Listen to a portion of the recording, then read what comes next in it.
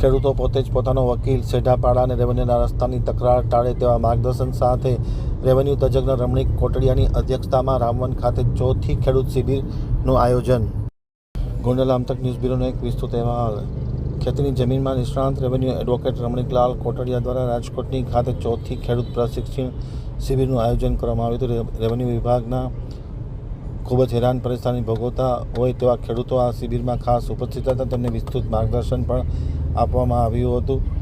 ખાસ કરીને જે રેવન્યુને લગતા પ્રશ્નો છે, ખેડૂતો પોતે જ પોતાનો વકીલ, સેઢાપાડા અને રેવન્યુના રસ્તાઓની તકરારને ટાળે તે પ્રકારનું માર્ગદર્શન આપવામાં આવ્યું હતું. શિબિરમાં ભાગ લેવા માટે ભારતીય કિસાન સંઘ બાબરા તાલુકા પ્રમુખ ભાનુભાઈ પાનસેરિયા ખાસ હાજર રહ્યા હતા. તેમની સાથે રમણીકભાઈ કોટડિયા એ પણ ખાસ હાજર રહ્યા હતા. રેવન્યુ નિષ્ણાંતે અલગ અલગ મુદ્દે માર્ગદર્શન આપવામાં આવ્યું હતું અને કોઈ પ્રકારના તકરાર વગર સેઢાના પ્રશ્નો ઉકેલાય તે પ્રકારની વ્યવસ્થા કરવામાં આવી હતી અને માર્ગદર્શન આપવામાં આવ્યું હતું. અનેક ખેડૂતો આ શિબિરમાં હાજર રહ્યા હતા.